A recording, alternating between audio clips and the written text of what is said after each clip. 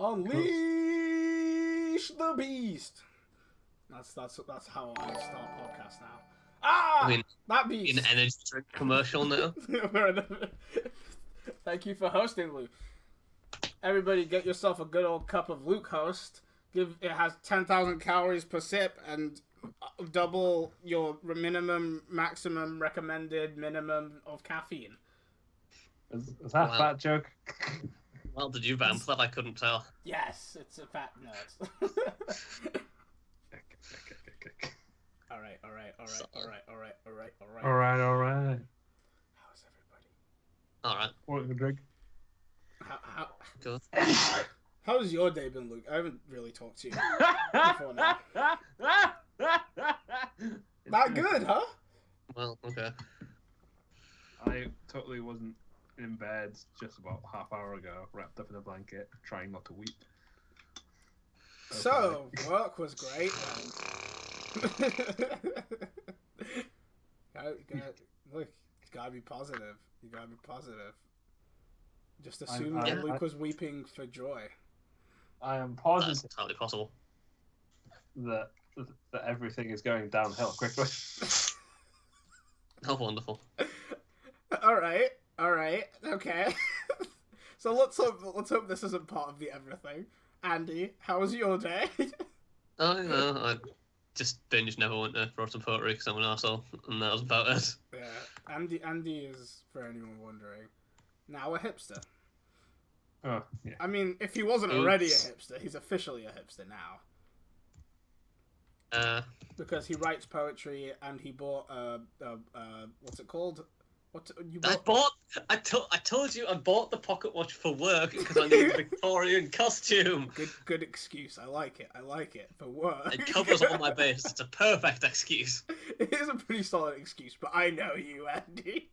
Shut I up, know go you looked at that stopwatch and you were like, would work like this? They probably would. I like this. So win-win. Maybe. Yeah. I've had a pretty good day. I went out with my family. I ate pizza. Pizza was always good. Looked at cats in a shop window and cried about my cat being stolen Saturday and missing it. Look, I'm very attached to this cat now. I'm realizing. You are.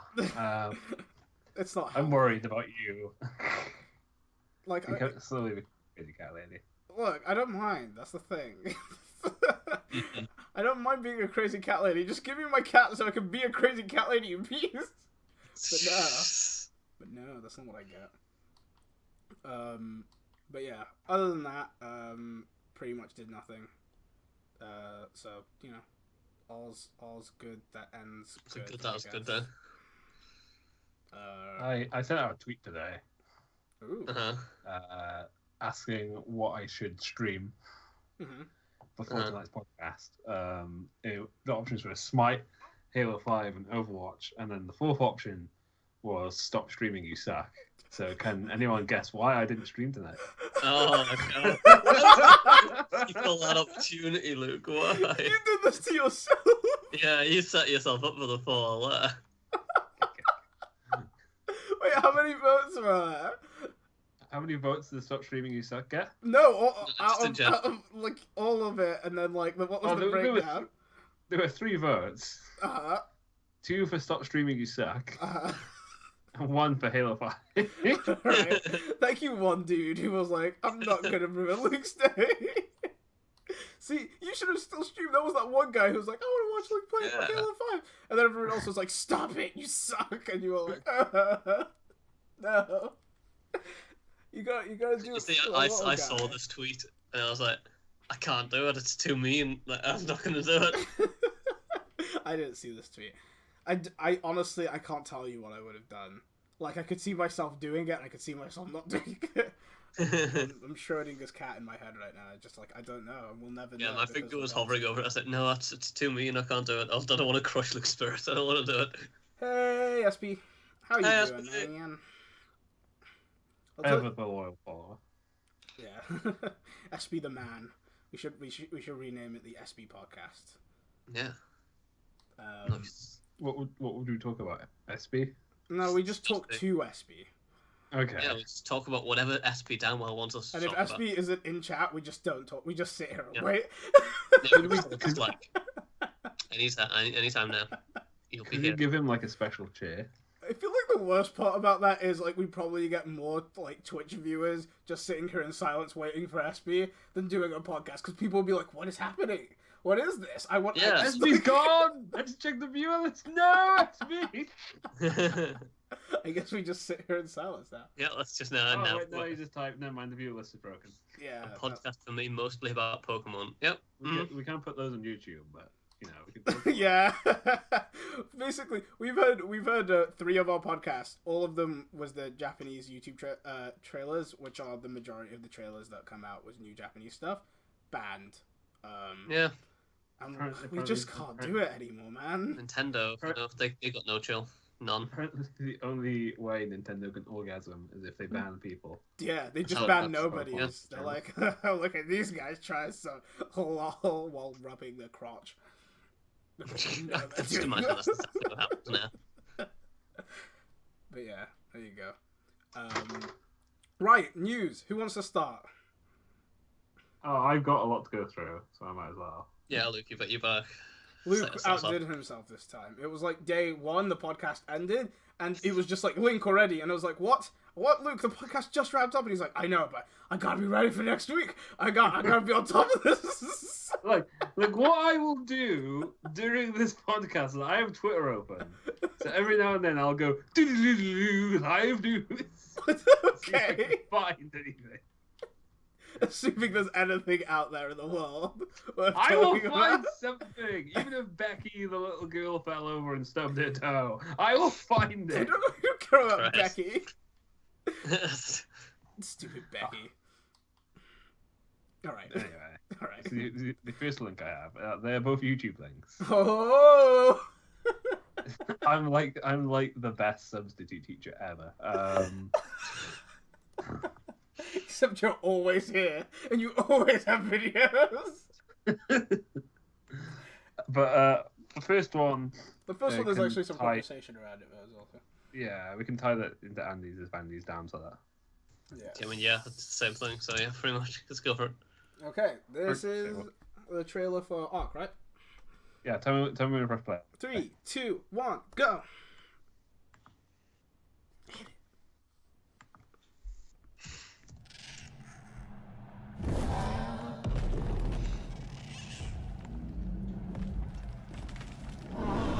It was rap.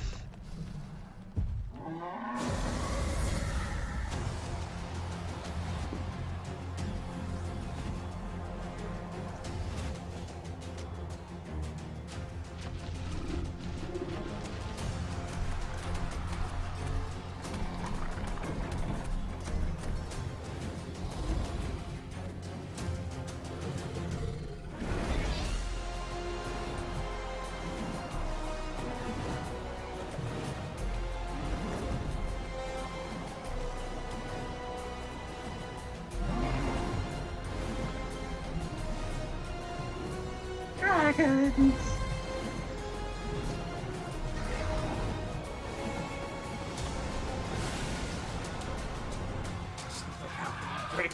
That's pretty much as good, yes.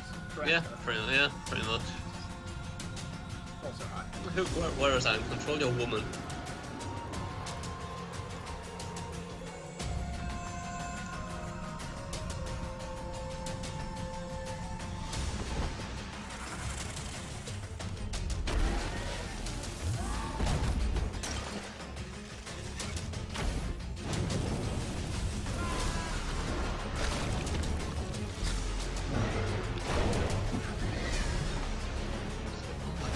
Giant frame manners. God.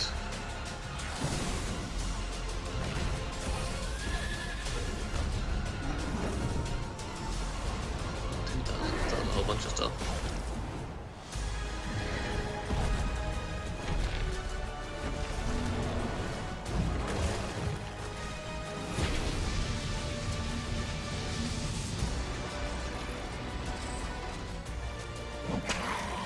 Whip. Boomerang. Chainsaw.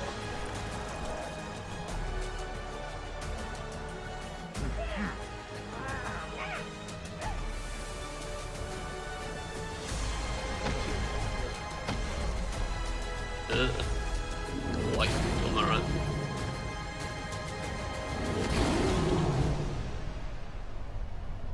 Oh my god, cats! ARK Scorched Earth. I forgot the name. There we go. Right. So, Luke, how about you tell us about all of the cool things about this before we go and take a big dump on it? Oh yeah, no, definitely. Yeah, you do the good side. I'll ruin it once you're finished. Okay, so there's the cool things about this is that most of the buildings that you saw in that game were not generated; they were actually made. That's nice. Like, isn't it weird how well. when procedural generation became a thing, like everyone was like really cool, like it was all really cool, and now everyone just hates it. Yeah. Yeah, it's almost as if one game ruined that for everyone, right? No, I think they just like figured out that handcrafted is always gonna feel nicer, you know. Yeah, that's also true. But anyway, my tangents aside, there's obviously new animals to tame. Andy noted the giant praying mantis. Oh, I want that giant praying yeah, mantis. didn't they say something that was like, God, I don't want to say a number, but there's like over a dozen, right? There's over a dozen. Oh yeah, there is a ton of new animals from this expansion. And one thing I like, it's exclusive to this expansion as well, so you can still go back to the island and like it'll still be ARK Survival Evolved. Yeah, so you can like switch it up, go between the two, sort of thing. Yeah, that's pretty cool. But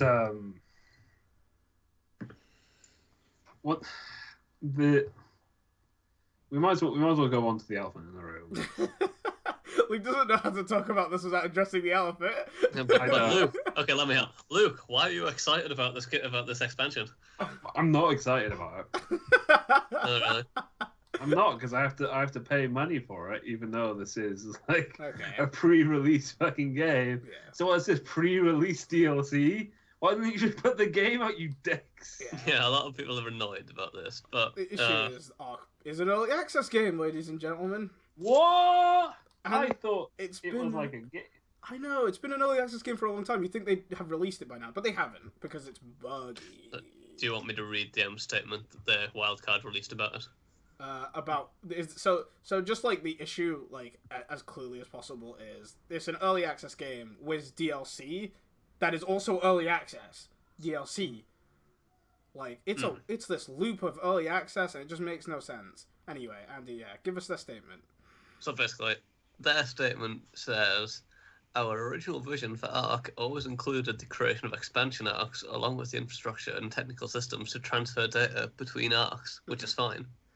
We determined it is more sound to iterate on these systems during early access than after retail launch, given the risks involved if we didn't get it right. While that meant unveiling the first expansion pack early, it also means an easier time integrating further post-launch expansions into the ARK network. We understand that this isn't everyone's cup of tea, and we appreciate the enjoyment people seem to be getting out of this initial view of how expansion arcs can work.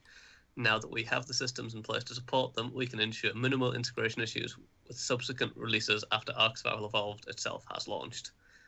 So, Well, in layman's terms, since you can travel from one arc to another, their statement, their argument in their defense is basically that is something that we needed to figure out. So we needed to figure out before we finish the game. So we had to do this. Pretty much. That sounds like damage control to me, and also even if it was like 100% true, and I could see that like from the developer side, that's not an argument for it being pay though. That's an argument for it being part of the early access deal, because we gave you money to finish this game, and if this is what it takes to finish the game, that's in the money that we gave you. That's part of the freaking package. Like. Mm-hmm. This is just what I see. I would say this is just them continuing to hedge their bets over whether people are going to be getting this game or not. Like, and it's selling. It's like top of the Steam Oh yeah, charts. for sure. It's been top for ages. Oh yeah. As much as people whine, they still speak with their wallets in the opposite direction. Yeah. Like, everyone's yelling. Oh, this game is terrible. I hate it. This is so stupid. Why do you do this? They continue to shell out the money. Exactly.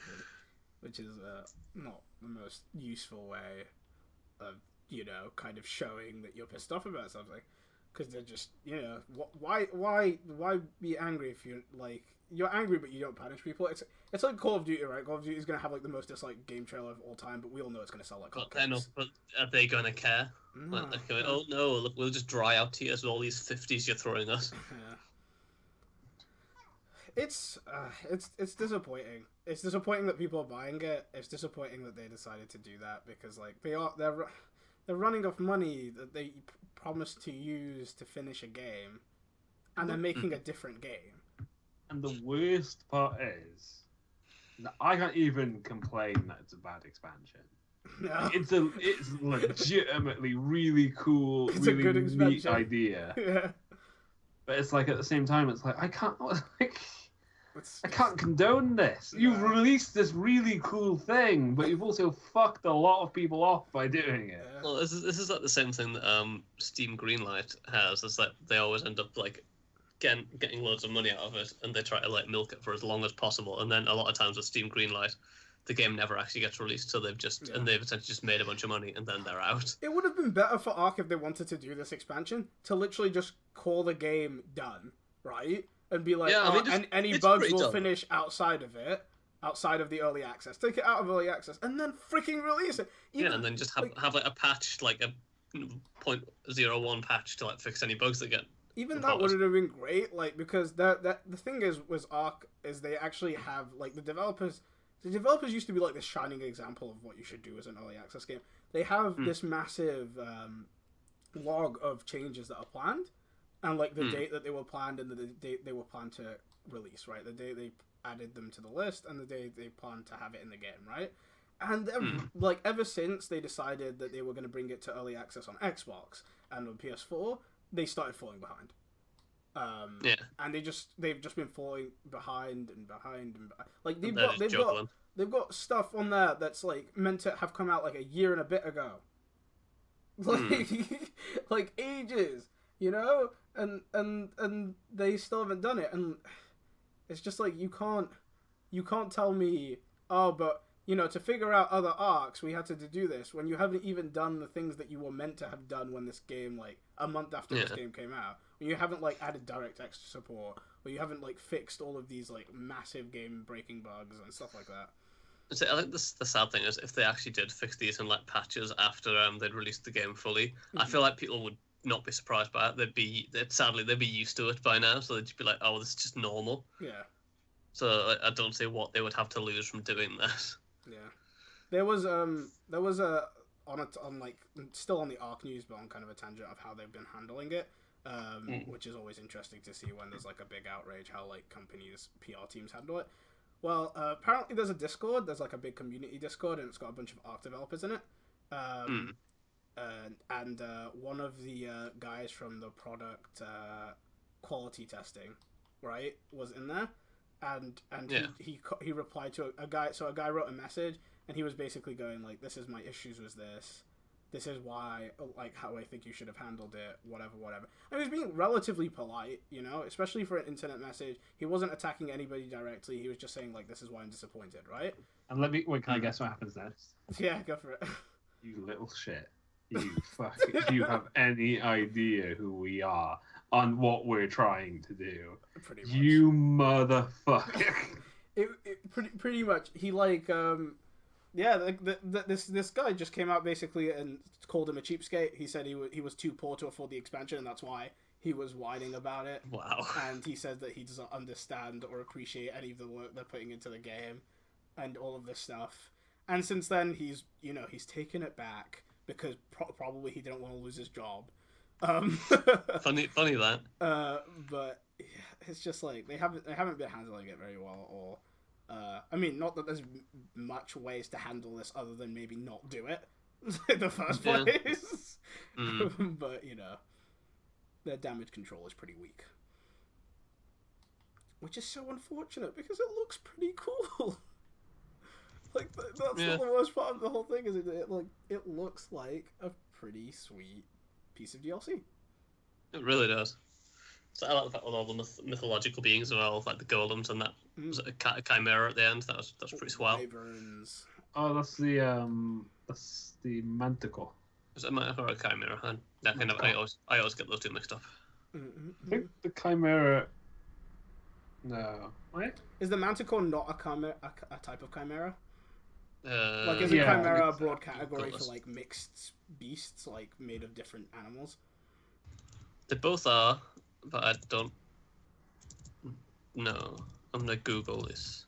Isn't chimera the loose term for it, and then manticore is like a legendary beast? I think so. I do. Like a manticore is a beast with the body of a lion, the tail of a scorpion, and the head of a man, while a chimera is a lion with a mixture of parts from different animals, so it's chimera, not a manticore. Okay. That's what they're calling it. Okay, well, they're calling it a manticore. I don't know. That's just what the Greek mythological translation is. Yeah. I feel like it would be fine as either. Pretty loosely, both of them. Yeah, I'm pretty sure it probably just gets waved about either or. Yeah. Who's gonna check them on it, huh? Us? Yeah. Yes, Who can Google that? I'm gonna get into that Discord group and I'll tell them that they're calling the chimera a manticore, and then I'll be banned and told I'm an arsehole. Fucking Gary the intern every time. It's like, Yeah, Gary, one job, we need Gary. you to figure out which name. All you had to do was Google what that thing is, and you couldn't do it. And suddenly he's on damn lol, pressing randomize on the images and like giggling to himself. Yeah. You try, guys. Does anyone else remember damn lol? No. I have no idea what that is. I don't know. I'm really I don't think I ever seen damn lol, whatever that is. No. You don't really don't need to. It's basically like a poor man's Imgur, basically. Okay. It's like you go on it and then you press right to see what the next one is, and you go left. So like 9gag. I've never been on 9gag. So. Yeah, we've got the opposites. We've got both of the poor men Imgurs. I've got gag is either. I've got my hipster version over here, and you've got your common man's random image. Do you know some people are trying to fend this ARK thing? What's the defense? The defense, the quote defense unquote, is that Minecraft was in early access for ages. It's like I don't remember Minecraft asking me for money. How is that a defense? Yeah, it's not really. Some people bought Minecraft for $1 and they still got the same Minecraft. Like, I don't remember Minecraft ever asking me for DLC either. No. It's an interesting. Yeah, SB knows 9gag. SB's my man. No, SB knows. Yeah, well, if SB says it's right, then I'm gonna have to side with SB on this one. Yeah, that's the defense and stuff. Like Minecraft isn't alpha forever, so white people need to chill out. Apparently,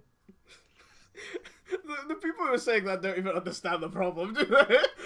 No, probably not. That like it's in. So what if it's in alpha? I'm like, that's not the problem. But so what if it's in alpha? I don't understand. It's like, okay, I'm done. Okay, children. Substitute Teacher Luke has a new video for you. Ooh. Alright, okay. It's the new Forge mode for Halo 5. It looks absolutely sick. Like it looks amazing. I cannot. This is the Forge that you can run on PC, right? This is the Forge that you can what? Run on PC. Like Yeah. Yeah. Oh. Okay, I haven't seen this trailer yet. Let's watch it and then we can talk. Me neither. Okay, are you 3, 2, 1-ing this? Yes. 3, 2, 1, go.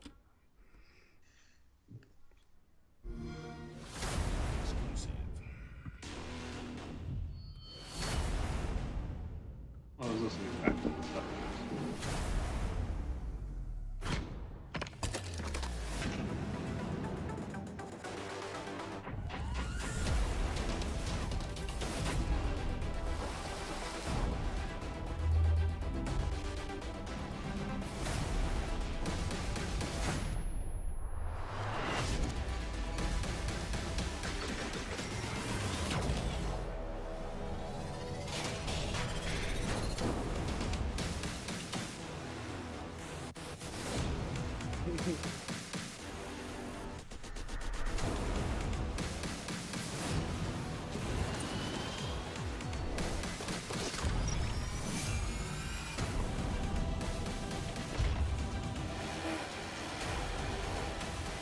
I like that these are all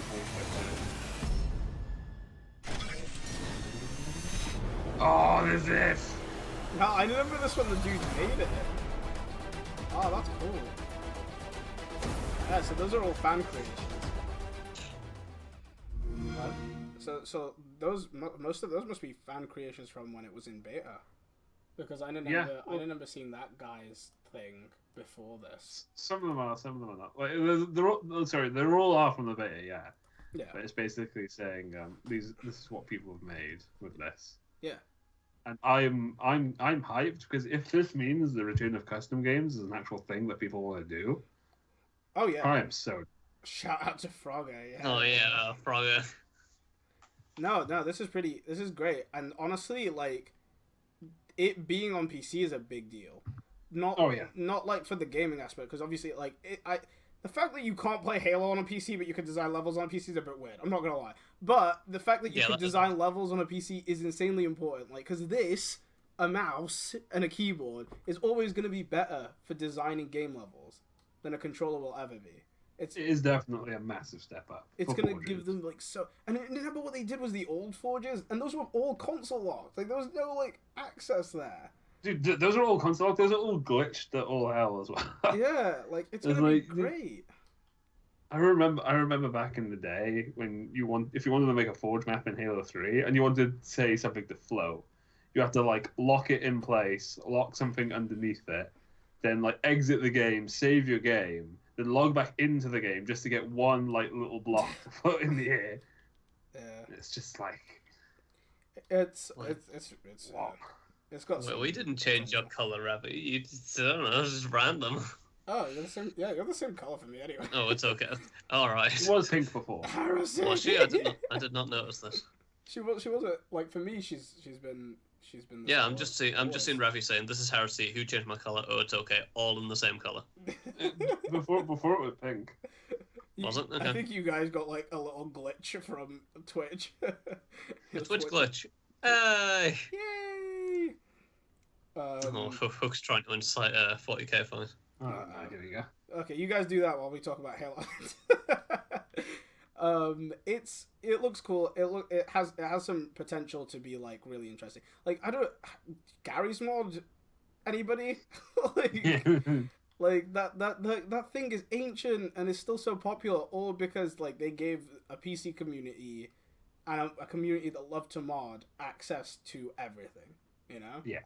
And it's just it has potential. It has so much potential.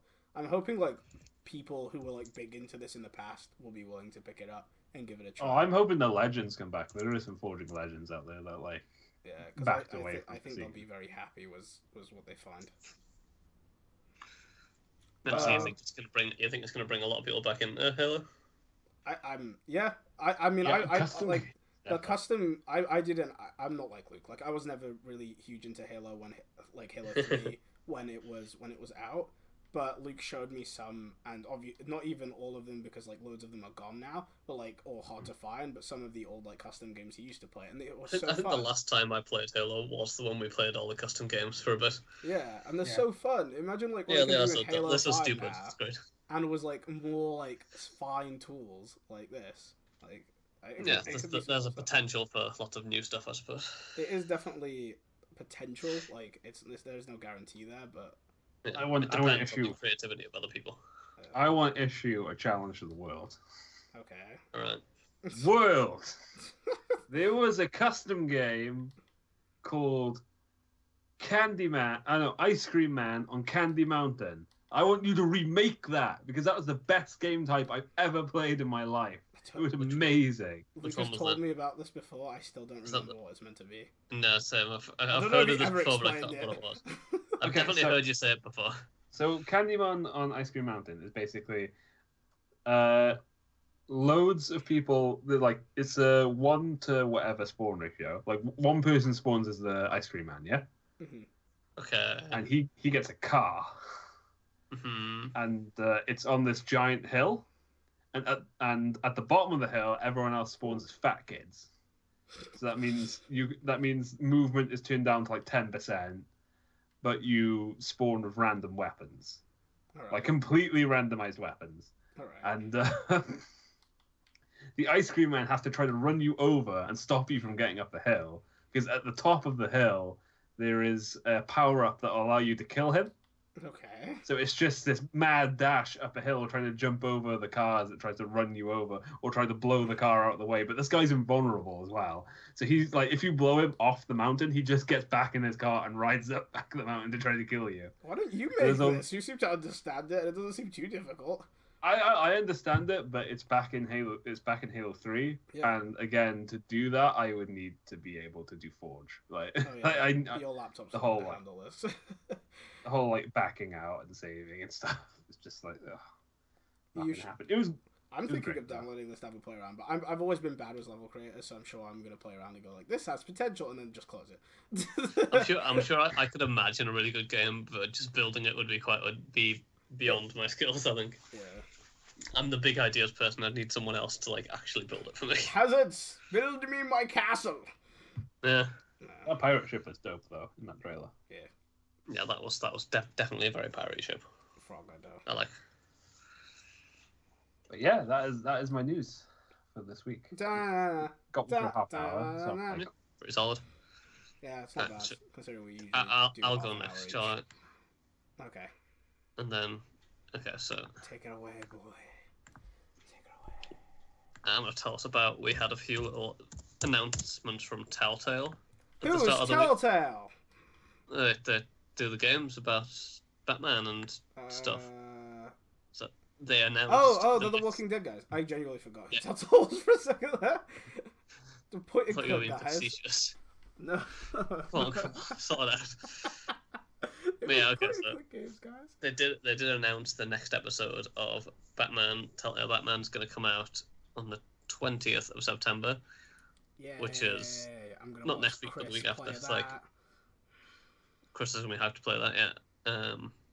But their main update was about Walking Dead season 3. Mm-hmm. So it's about you've both played Walking Dead season 2, right? No. I haven't played Walking Dead season 1. I know, Luke, you've played it, right? Mm-hmm.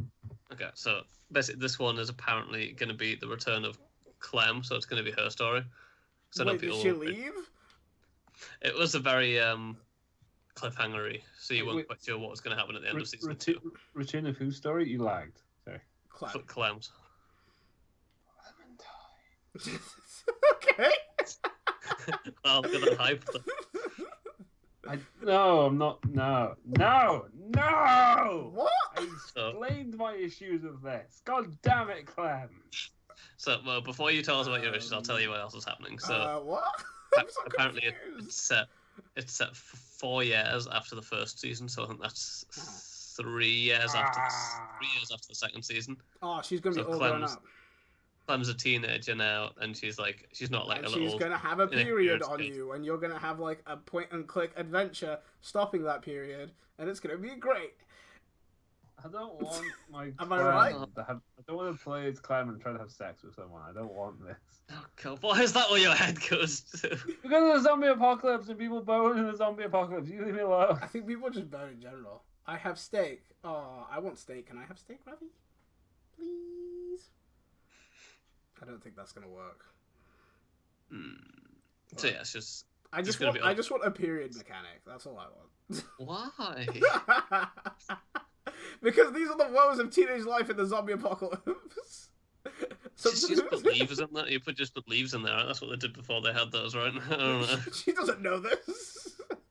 I don't know. Okay, I'm sure she'd figure it out. Okay, at least like every 10 sequences, like every 10 decisions, you have to go find some leaves to shove up in there. Mm-hmm. Okay, cool.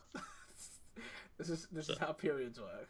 This is going to be in a couple of months. It's going to come out. Preliminary, so it might change, it might not. People come out. Apparently, Clem sucks. She tried to guilt me all the time. But she's also cool. So yeah, she's cool. Yet guilt causes guilt. I can kind of get what you mean there. Hey, I said I just want a period mechanic. Don't you misquote me. Don't you misquote me, host. Oh my God, I can make that a quote. Oh no. Oh no, I don't even remember how to do that. Do you remember how to do that? Oh damn it! I doesn't remember. I can't remember how to do it. There you go. You can try. but Andy first. Yes. You have to add the quote. Yes. Luke, tell us about your issues with Clementine. My issues with Clem. Yeah, you just said you had issues. Oh yeah, no, my issues with Clem being here because fucking season 2 of The Walking Dead had 2 very different endings. And it's like, what, is she going to be the same person after those 2 very different endings? I don't think so, Walking Dead writers. I will slap you with my dick. There's never going to be those are 2 very different scenarios which would result in 2 very different Clementines. And you're telling me that both of those Clementines happen to go to the exact same place. Like, I think it's ad quote. It's ad quote, Andy. I'm going to tell you. Say if they... Look, multiverse. Say if they split into 2 branches there, right? Right. So you're trying to tell me that both those Clementines will both end up in the same location as in season 3. I don't like you, writers of Walking Dead season 3. Okay, I'll tell you why I agree with Luke as well, having not played Walking Dead, but I understand that Telltale and other click-based like multi-decision games where they're meant to like have like consequences have an issue where it's very difficult to make your consequences like feel like they affect the end, and they usually come to two endings, like 2 majorly alternate endings, and everything else kind of falls to the wayside, right? And Yeah. I think people just accept that that's just the journey, and you enjoy the journey for what it is, and you take the end that you get, and like it's very difficult to make everything matter, right? But when you stop making it so the ends don't matter, like if what Luke is saying about Clementine is true, and they have to pick a person that couldn't fit one of the ends, like then I have from an the sounds issue of it, too. from the way they look like they're designed this season, it looks like they're just trying to like phase out the entire decision you made at the end of season 2, and then just bring it back to a different period in time. Yeah, see that makes the entire game pointless in my eyes. See, this is a problem that I have with a lot of Telltale. Don't get me wrong, I like Telltale games, but they've got a lot of their games where all of your decisions end up being utterly moot. Mm-hmm. So like, I think my favorite Telltale game is The Wolf Among Us, because it feels like it's always going to be the same story, but the way you get there can be totally different. Yeah. Yeah. So, Yeah. Yeah. Well, the spoilers. No, what are you gonna say? I wasn't sure like if that was okay.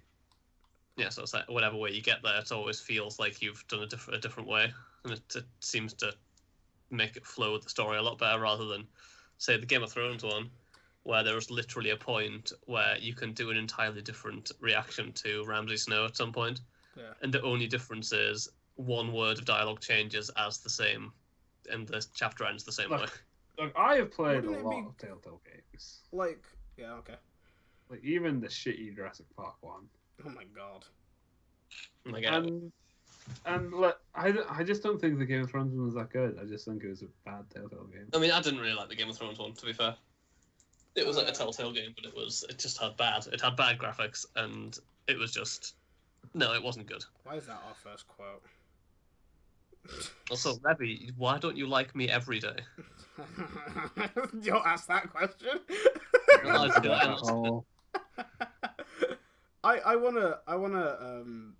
God damn it! Now I've completely forgot what I wanted to say. So, would you say Among Us is your favorite Telltale game? Look. Oh, okay. I remember what I wanted to say. What's your favorite one? I've only played 2 episodes of it, but Tales from the Borderlands. Tales from the Borderlands is the one most of my mates say is their favorite, and then followed probably by Wolf Among Us. And it continues to be the only one I've never played. The writing is on point in that game. I will say, like, okay, this is how I feel about Telltale's games right now. Is like every time you make a decision in a Telltale game, if you were to make every decision matter, right? You'd be creating a branch, right? You'd be creating a branch on a tree, and you'd be going down that branch, and so every decision would create an alternate ending, like even ever so slightly. You can't do that. We accept that is too much work to ask of a game developer consistently, right? Okay. So they give us the 2 endings, and they give us the little changes in the middle. Hey, Anne. Right? And we say that's pretty cool, right? But then when you change seasons, then your 2 endings need to result in 2 versions of that final season, which would result in 4 endings, which I accept is more work. But I feel like if you're asking me to buy a season 2 of a game that follows on, you should have to do that work. I feel like you should have to do that work. Look, I would even accept 2 different beginnings. Yeah. That makes sense. Two different beginnings that eventually met in the middle, say in the next episode. Yeah. But like, if you... Yeah. I feel you. I feel you. I think the main point is like if Telltale always sell their games on like being a narrative story. It's like, if you're selling your game on being such an interactive story-based thing, you can't just wipe away some of the story that you've dedicated your time to, and then say, "Oh, well, we're doing something different now." Especially that fucking ending. It's your story, except when we want to make something, and then it's our story. Yeah, pretty much. Every Walking Dead Telltale game so far has made me cry like a bitch. So like, you can't wipe away those feelings from the end of season 2 for me. Season 2, I cried like a baby at the end of that one. No. Like you can't just get rid of it and be like, no, it didn't matter. It didn't matter to me, asshole. We both did the different endings, right? I think, Luke. Yeah, I went with Kenny and you didn't. You went the crazy route, and you went with the selfish lunatic psychopath route. Oh, is this the one where you like end up going in 2 different directions? Yeah, like literally, you either go north or south. Right. You literally change location. You told me about this. I remember you guys talked to me about this to try and like justify your decisions once. Yeah. And I still maintain I made the right choice. They're both crappy choices. Oh yeah, they're both terrible choices, but mine was better. But Kenny was crazy, man. They were both crazy. One was definitely less crazy than the other. No. That woman was a sadistic, manipulative sociopath who'd abandoned everyone around her. Why would she change her tune just because you're a girl? Like, that's... One of them wanted to kill a baby, and the other one didn't. Yeah, Kenny didn't want to kill the baby. What were you paying attention for? I was paying attention, but he wanted to keep pressing on, and that baby was going to die. Yeah. Wait, are you saying one of them wanted to kill a baby? That's why I picked him. So Kenny wanted to press forward towards what would be possible salvation, and the woman wanted to go backwards to what was definitely a zombie infested mall because you lured all the zombies in there. She had a legitimate reason. The herd could have cleared by then, but like, if the herd doesn't clear, you can just go. Like you can. Yeah, you're going north. You think snow never gets lower? In Canada? No, I would argue no, because snow does not get lower. No. Yes, it does. the place where they wanted to go. He wanted to keep pressing north until he found salvation. What have he ended up so far? You can hit a point in North America where it's just constantly snow. You can. That's true. Yes. Okay. I will agree with you there. But that's very fun. Dead Season 3 will have the same meaning. One version is snowy and the other isn't. Yeah, pretty much. So they're not even doing that though. It's just like, just ignoring it at this point. I think. All right. Like, yeah. Did Telltale announce anything else? They said they've confirmed season 2 for Game of Thrones, but they didn't announce what it was going to be or whether it was coming out. They reiterated that they're doing a season 2 of Wolf Among Us, but they don't have a date for that. I'm hyped for that. It's probable that it's going to be released. They're going to do Batman's next episodes next. I think the next project's going to be Walking Dead, and then when they're halfway through Walking Dead, it's going to be probably. This is my speculation, by the way, because they haven't announced anything. But normally the way they develop, it's like they only have one team. They always stagger their releases. So as I think it'll be like when they get up to like season 3 or episode 3 or 4 of Walking Dead, they'll announce Wolf Among Us, and it'll come out afterwards, and then after that it'll get staggered towards Game of Thrones, because it normally works that way. Yeah, maybe she likes girls a lot, and then like little baby Clementine grows up molested. No, maybe that's what you have to deal with. Maybe it's not periods. Maybe it's just like the fact that you're like mentally scarred forever. Yeah, mental scarring and periods. Kamal's favorite subject. But yeah, I would say the only Telltale game I'm going to continue following is going to be Wolf Among Us, because it's the best one. I'm hoping we do another Tales. Like, I haven't even finished this season of Tales, but like, I want another. Oh, I'd say yeah. There was no announcements about Tales of the Borderlands, so I need to play Tales. Cam got me Tales, and I was like, yeah, okay. And then I never got around to playing. Guys, I will be right back. It's raining and the cat is banging into the window, so like, all right, I gotta let him in. No worries. Animals first. that sounds like a Telltale choice. Period. Yes, that you choose. This choice will have consequences, and then it just never does. No Tales spoilers. We won't. I promise. I choose PTSD. Yeah, PTSD is probably more interesting than periods. Probably choose PTSD as well. I don't want to bleed out of a hole every week for a month. I'm okay with that. Okay with not experiencing that, to be honest. All right. So I think that's all I've got to say about Telltale. So, is there a topic that you don't need Luke's opinion on? Oh, he's back. I mean, okay, you're good. I've got something I can show. If you look at my link number 2, I found some shots of Ready Player One being produced in Birmingham. Ooh. Oh, we should go to the set of that. Do you want to tell us about Ready Player One? So basically, if you haven't read the book, yes. Ready Player One is about it's sort of an post-dystopian future where everyone lives in these massive big stacks of caravans and stuff, and a new VR sort of game has come out, and it's the journey of one person who ends up in this game and essentially ends up getting really huge in this game. Mm-hmm. So it all ends up coming to a huge culmination at some point. I don't want to spoil it, but it's a really good book, and now Spielberg is turning it into a film. So what are we looking at here other than like a completely rundown city? Yeah, so this is like obviously it's going to be like this. Yeah, so it's going to be like the cityscape. Because as you know, all the cities are all like run down. That's why, because like from over urbanization, it turns it all into That's why they do the huge stacks of trailers and stuff, because it's so overcrowded in the cities. Ah. So I'm assuming this is just sort of, I guess if they put like all the big massive stacks in there, that would sort of be too big, because I know it's not supposed to be coming out for another. There'll be a nice amount of probably like this scene here. Like I that's imagine not Birmingham. That's just wrong. I could believe it. But yeah, I assume they can CG like multiple layers of buildings. Like yeah, I'm sure some will be CG'd in. Ooh. It just all that did was remind me that Ready Player One's the movie was going to be a thing, and I got hyped for it again. Yeah. Because I feel like I don't know why, because whenever I see a film that I've read the book of, I always think it's the ruined it. But I don't know. I feel like this could be different. I guess maybe, and I haven't read Ready Player One, but maybe like visually, you feel like that could add something that could make it feel a bit more, I don't know, fresh. Maybe. I'm still disappointed in you for not having read it though. I don't read.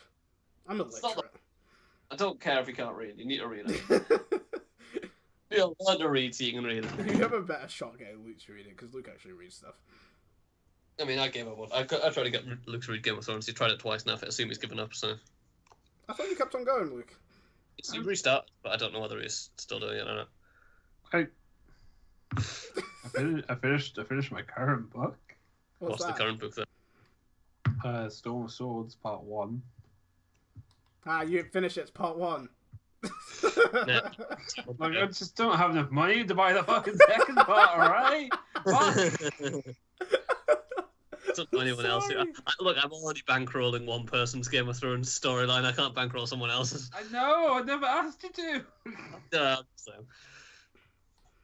I mean, Andy's talking to himself because he kind of wants to, and he's saying, "No, Sal, don't do it." Just make it a Christmas present. I don't know. Right. Okay, so that was that.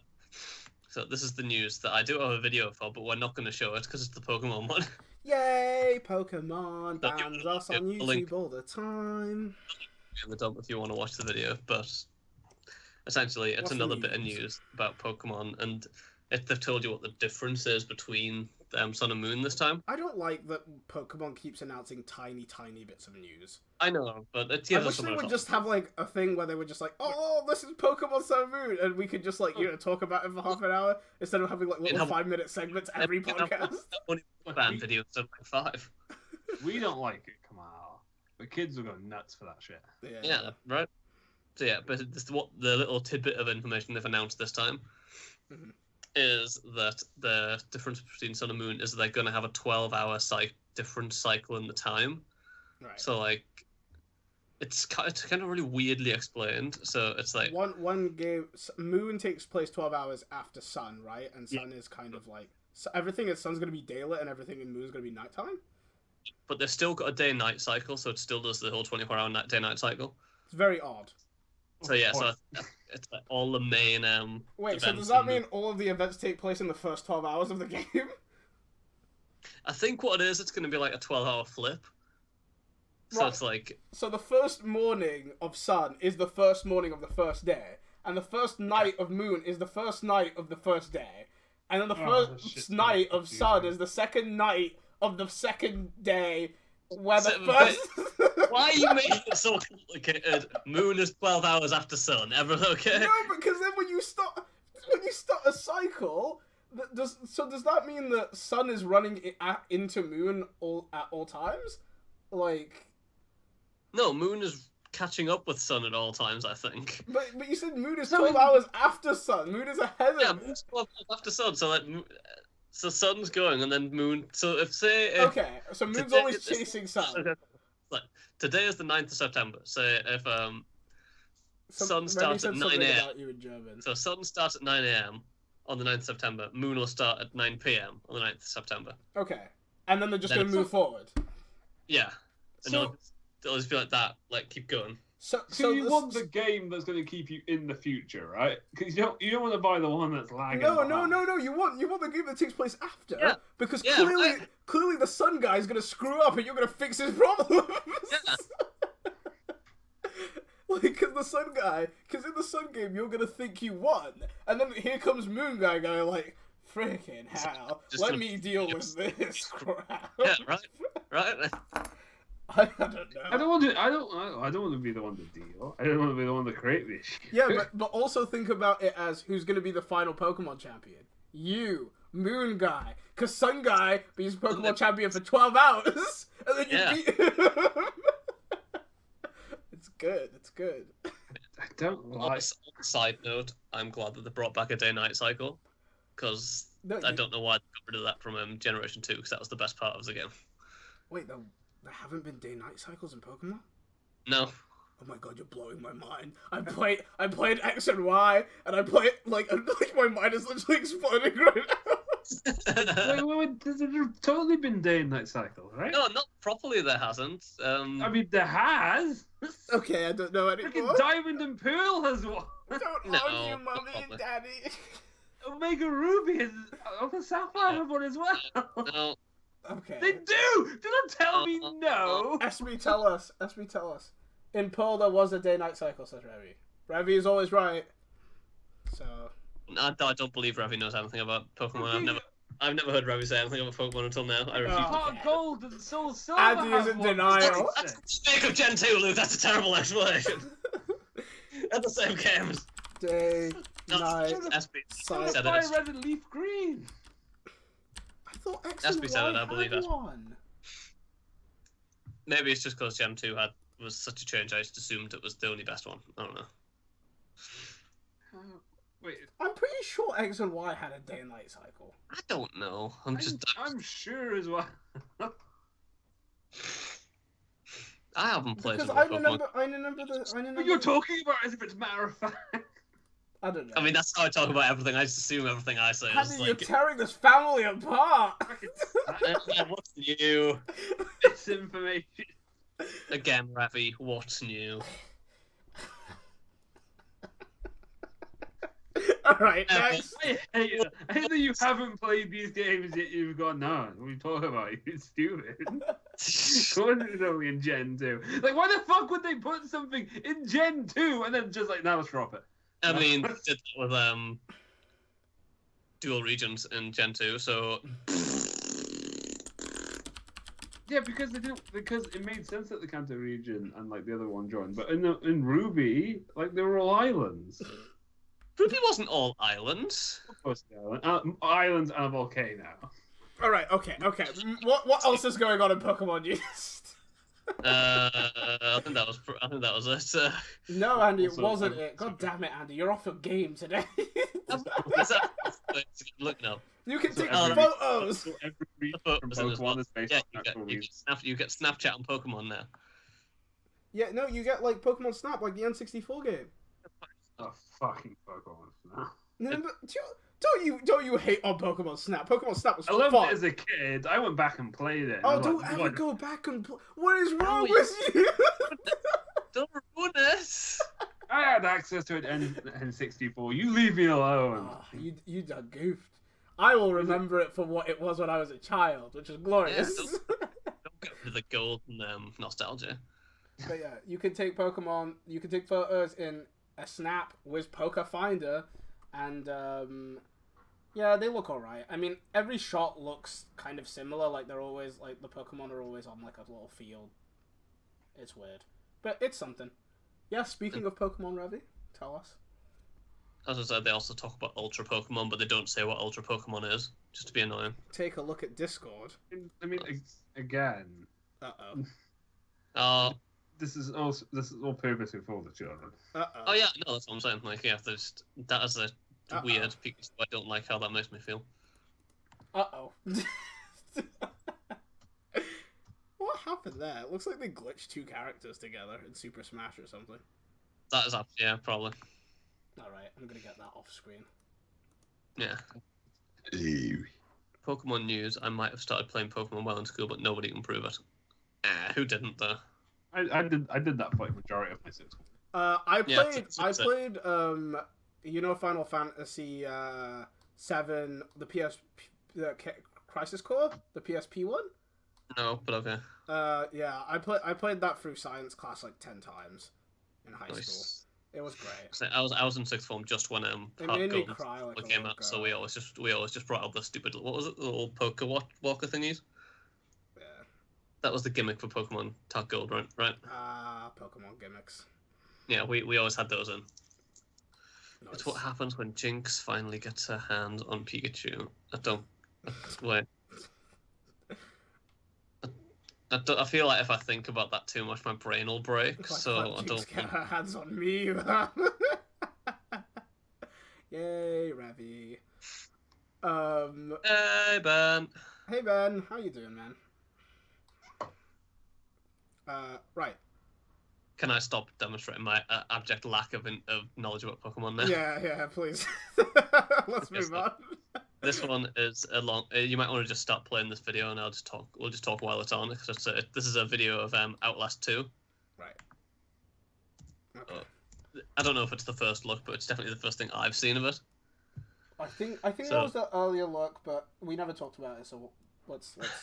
So basically, this is Outlast 2. Obviously, if you haven't played, what? How much of this can I show?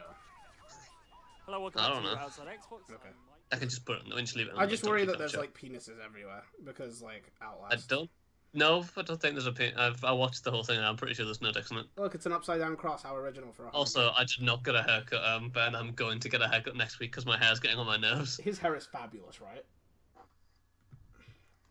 I'm gonna be a prick like all of you guys are when I want to get a haircut, and you're all like, no. I mean, you can tell me whatever you like. I'm still getting a haircut. All right, tell us more about. Anyway, so Outlast is this game is it's apparently going to be totally different to the first one. It's rather than because the first one was set in an abandoned asylum. Mm-hmm. This one is going to be set in what looks like a little rural village or something like that. Ben, wait, Ben, don't you listen to it? You're a beautiful man. Carry on, Andy. Okay, so I think you're still playing the part of an investigative journalist. I can't say that word apparently. And you're still gonna have like the whole night vision camera sort of thing.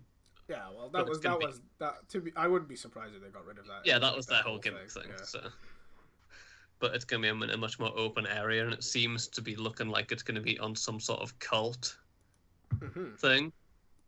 That it all seems very Deliverance, very. Yeah. I don't know. It just seems very. It's a very open world, like. Yeah, it looks like it's gonna be. It's gonna be more towards like a traditional horror film because you're like in like an abandoned place that's gonna be. Died. Sorry. Yeah. That was just a dead Jesus.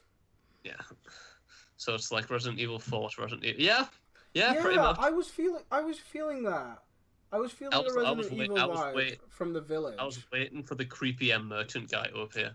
Hey, you want to buy some stuff? Yeah. Look, it's a dating sim. Hey everybody, welcome to class. Are you gonna hit on your teacher, or are you gonna hit on this girl over here? It's gonna be that stupid game we played where you like murder all of their love rivals, right? For you two, for Luke, who's probably not gonna see this until a bit later. He just fell into a classroom. Yeah. What are you buying? Yeah, oh my god, that was the best. That merchant was awesome. I love that merchant. Your Dairy Simulator is amazing, Andy. I know he had no ill will. I mean, I didn't say it wasn't absolutely hilarious when we played it. It's not like Roommates, which was just. I don't know which type of Roommates. I can't remember. You erased it from your memory, you smart man. Oh, it was the fact. Oh no, I'm wrong. No. Why? Why did you think? Why did you think? Why would you think? You need to play the Dairy Simulator on one point. Do we though? I mean, Kamal's got it. We could do that. We can. Yeah. Next time. We need to find Corvus Corax in the video game. The video game. Oh look, it's a chick. Hello. The Primarchs. Oh. I would pick. Oh, that's not nice. Oh, you cut his penis off. Oh, now he's dead. Okay. Well, that's Outlast 2, ladies and gentlemen. One thing I thought was quite interesting was the fact that they're going to implement short-sightedness in the game.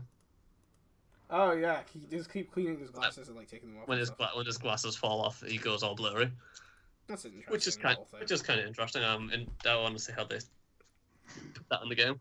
Do you imagine they just sat the short-sighted guy down, and they kept showing him like the different like versions of what short-sightedness should be. It was like, is it like this? No, fucker. I feel like short-sightedness is common enough that you could probably just find a developer who's short-sighted to do it. Yeah, but how could you come out? He's short-sighted. What? What if halfway through the development he lost his glasses and he couldn't afford others? He was like, oh no. Yeah, I got your reference, Revy. I just still think there's not the problem I would use to make a game about. Look, this is why you shouldn't like Andy, because he doesn't appreciate you. Never liked me, Revy. Let's not lie about it. He doesn't appreciate you, Revy. Come on, look at what Nightbot says. What did Nightbot say? Welcome to streams. Streams. I forgot about that already.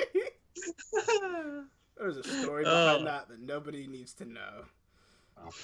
So Kamal was talking to me while he was trying to put my new Nightbot commands in, and he just typed in, "Welcome to streams. Yeah. So I said he should keep it because he wrote it in. So he did. I did, but it's rare. It's a rare sighting. Yeah. It literally only happens if chat is fairly active, and it's been ages too. So like, it'll only happen like once in a podcast, maybe. Never. Anyway. Yeah. Anyway, what's my last bit of news? It's just about this cool little game I saw on Kickstarter. I will tell you what it's called. I should definitely tell you what it's called. It was called Dawn of the Devs. And it is essentially just people they've made sprites of like well-known video game developers like Cliffy B and But I gotta shoot you. And Ed McMillan and Hideo Kojima, and they fight against like faceless CEOs and stuff like that. Of course. Which I think is pretty cool. They also get little nods to. But they have Tim Schafer. Does he drown in? Is his thing that he throws money at people and then sets it on fire because he doesn't know how to handle money at all? Is that his thing? They do have their own gimmicks. So, like Cliffy B's got an Lancer. Look, if Tim Schafer's thing isn't that he burns money, I'm not into this. If it is that he burns money, I'm super into it. Is Peter Molyneux in it and he just lies to you all the time? Peter Molyneux, isn't it? Oh my god, he's holding the cube. Let me zoom in for you guys. He's holding Peter Molyneux and his stupid cube. Okay, they might make fun of Tim Schafer then. Now I'm seeing that there's potential. It's very self-referential from the looks of it. I have run out of alcohol. Like it's got Hideo Kojima and his stupid box and the exclamation mark. And like, I'm assuming that Gabe Newell can't get past level 3. Tim Schafer's unlimited game inventory. But yeah, I just thought that was quite funny. It is pretty funny. This is my last drink. No, it's not. I mean, you can lie to us, Luke. I don't have any money to buy others, Kamal. You'll find a way. I will. I got a leaving due tomorrow. I'm just gonna be standing around being like, "Hiya." The weird freaking Christian guy. That's just like, I don't drink, but I thought I should be here in spirit. It's just like, oh Lord, no. So yeah, as of now, it's got 504. It's got 504 backers, and it's got $12,000 pledged to it. So at least some people think it's going to be cool. So has it hit its goal? Its goal is 65,000, so it's got a way to go. Yes. Terrifying. But you know, if you want to back it, it's going to be in the link dump. Don't back Kickstarters for video games. Come on, look. Sometimes Kickstarter games work. It's just they generally don't, and if they do work, then you can buy the game. What did you gain by giving them your money to back it? I mean, you get a nice, warm, fuzzy feeling that you helped the game get made. Cold being poor because you're eating like hot soup. Because you're backing all these Kickstarter failures. I mean, I've only kickstarted one game and I got stuff from it. So. Look, I say homeless person. I've kickstarted one game and it was a success, but like I can't recommend kickstarting. I mean, yeah, I understand that there's going to be a lot of Kickstarter games that end up just going down the drain and you end up getting nothing out of it. So I like the idea of a homeless person on the street just being like, "Don't worry, my Kickstarter friends will come and save me from this." No, I don't like that idea. They go on GoFundMe, Luke. Don't worry, he's crazy. Okay. Give you provide a bunch of novelty apps to everyone. Yeah, I can see that. All right. Yeah, that's all my news. Always the big guys. Why is SB always the big guys? Stop it, SB. It's not cool. Because SB's the giant of our podcast. He is. I guess that works. So it's your turn to tell us all of the... Oh, it's my turn to do news. I don't know how to do news. You say words and stuff. Okay, my first piece of news is... Apple had a press conference. They announced a new iPhone. I don't care about that. Nintendo was at Apple's press conference. Nintendo's at Apple's press conference. How weird, right? Nintendo swore they wouldn't do mobile games. They swore it. So why are they at Apple's press conference? Because they're doing a mobile game. Because hypocrisy, that's why. Because Pokemon Go money, that's why. That's the thing, though. They saw Pokemon Go, and they were really upset that they they make no money off Pokemon Go. So they were like, we can do this! Because people keep forgetting. Nintendo has a tiny share in the Pokemon company, and they have no share in the Niantic, the guys who make the Pokemon Go game. So they make barely any money off Pokemon Go. I love the idea of all like the Nintendo workers just sitting at their desks with their heads in their hands and like, what we're gonna do? And then the Niantic comes scrolling by in the corridor with their pockets full of money. Yep.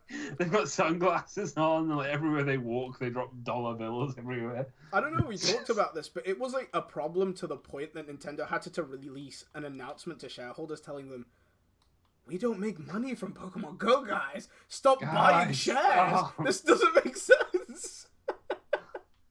People were giving Nintendo too much money for the wrong reasons, and Nintendo was worried about it. Which I will salute them for that, because like a lot of other companies just be like, yes, we play a part in the making of Pokemon Go. But so the game they announced two things. I mean, Niantic announced one thing. I almost attributed it to Nintendo again. And Niantic announced that Pokemon Go was coming to Apple Watches. It wasn't that interesting. It's Pokemon Go on a watch. You get Give me Gen 2 Pokemon, Niantic, you dicks. That's not coming for a while, my friend. Ah! Yeah, you're gonna have to live but with it. Nintendo announced Super Mario Run. Woohoo! Which is okay, I'm actually like, I made a prediction when this came out that it would be Infinite Runner that you would literally just tap to jump on. They released gameplay. Do you want to see if I was right, guys? I'm assuming that you are, because you're so willing to share this. Yes, yeah. I'm right. And also Jungle Run, anyone? Yeah, no, it's like the millions of Infinite Runners on iOS, but it has a Nintendo theme, so I'll probably sell a pretty penny. It's got Mario in it. And he makes noises. Yeah, he makes Mario noises, classic Mario noises. Oh! Lots of classic Mario levels, slightly redesigned to work. But, I think this is the entirety of the original World 1 was redesigned for this. Yeah, so the way the game works is Mario runs and you tap to jump. You can play it one-handed. There are blocks in the world that if you run into, you can use to change your direction, but other than that, you have no control. So it's like an endless run. Right. Yeah. That's pretty much it. Honestly... But it's Nintendo, so therefore it's awesome. Meh, right? It's coming out in December for iPhone and iPad, and probably like in March for Android. They haven't said that, but I know Nintendo likes money. So I know that's coming. The thing I don't... I have a best feel. Sorry. Is the run part. Pokemon Go suits me better. Right, because listen, Pokemon Go, I'm like walking somewhere, yeah? With this, it's just like, oh, okay, it's another Jungle Run game.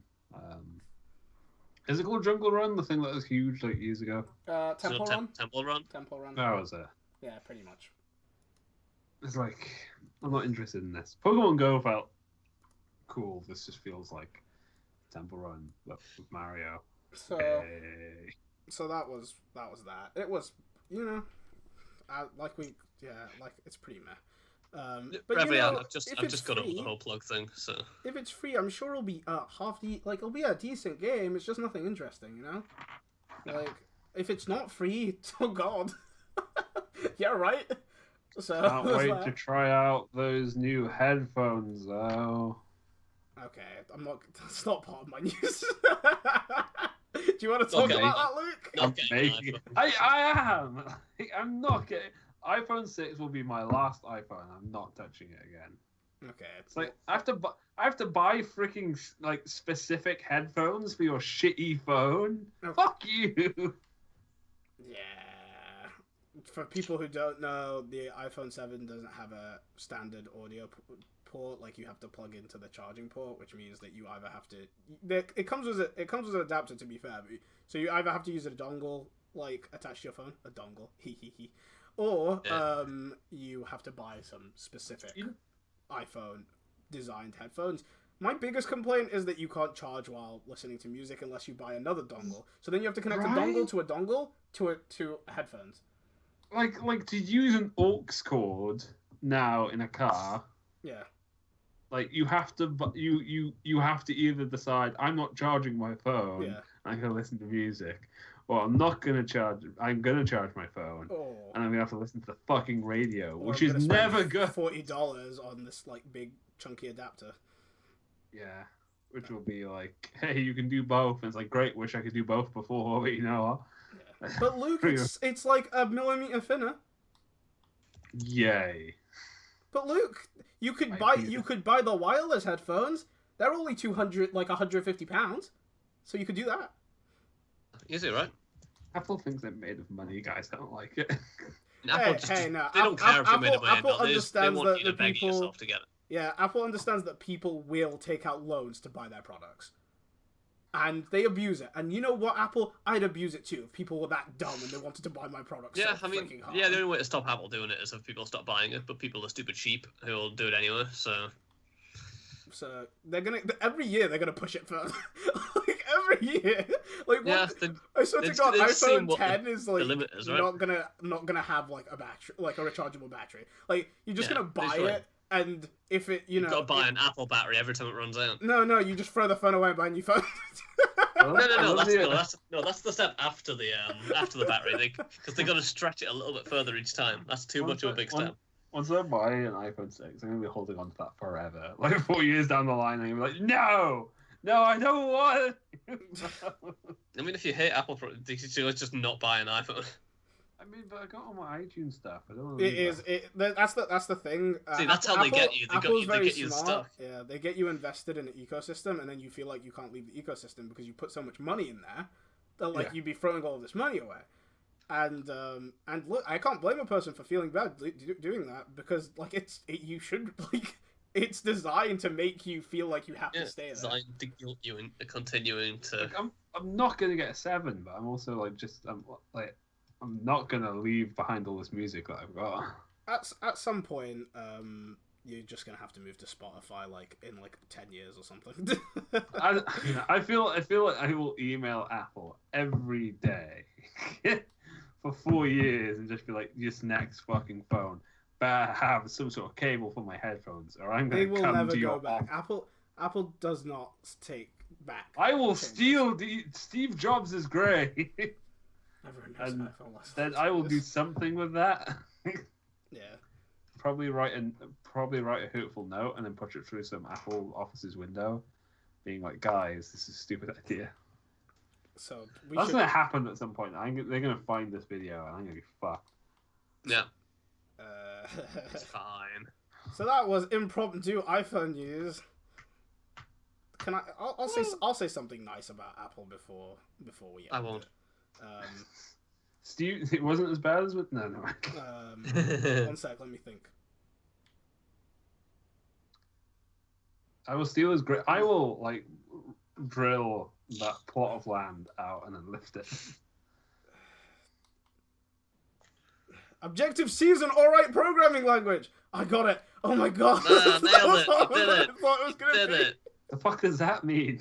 Nailed it. It's an Apple-specific programming language, but it's kind of nice to write in. Anyway, that's the only thing I can think of. I'm sorry. Nice, you did it, Kamal. You said a nice thing. Moving on to more of my actual stuff. It's probably good I don't have more alcohol. So probably the biggest piece of news this week is that Sony had a press conference. And I'm going to pause this game because I need to think about my words. Okay, while you think about your words, I'm going to go evacuate my tiny bladder. Okay, you do that. Oh, no, I kind of want you to hear stuff. Okay, I'll sit down, but really need to pee the whole time. We'll talk about something else, and then we'll get back to the Sony one. You go. Okay. Better talk about Mass Effect. I swear to God, I will be right back. Right, okay. until we get to Sony, last minute I was checking up some of the news sites, and I found out that these guys from what's the studio called? Level 80 or 80 level? It's weird. It's something like that, yeah. Jason Lewis is a senior environment artist at this place, and he decided he wanted to do a little project where he would make the most accurate 3D It's 80 level as well, by the way. Millenium Falcon that can render in real time. So like the most accurate thing that you can run on a PC and just like walk around and look at, that's the Millenium Falcon. And like he started working on this little side project to like get the hang of Unreal Engine 4 a bit more. And then like other artists that were in his area were like, oh, let's add to this, let's all work on this together. And it slowly just grew, and now it's kind of like this, like it's like it's like this interactive piece of art where you can just like walk around and look at like all of these Star Wars models in like super high detail. Let me show some of these on screen. Yeah, that's super pretty. I thought it was really cool. Like just like as a little thing to see like artists and developers kind of just have some fun. So yeah, it's a nice little experiment. You can download this and walk around on your own PC if you have like yeah, there's a minimum like 16 gig of RAM and like 950 or something. So it's not super light specs because obviously like it's pretty intense graphics, but it is pretty cool to do. I was planning to for the podcast to download it and walk around while talking about it, but if you go to the download page, it's actually been downloaded so much times that Google has capped it, and they've been like, oh, you can't download it anymore, you know. But oh god, the download just came back live. Okay, I'm gonna download that, but we're not gonna be able to see it this podcast. I am back. Be ready for next time, right? Yeah, but you know, you can look around. It's pretty cool. Kamal, why are there still colors and naked slaves in your room? Why are there That's still maybe no. 0 colors and naked slaves in your room? Oh, okay. I keep them in my other room? They're in the basement where they should be, right? Yes. That. I got you. But yeah, here's just some pictures of this thing.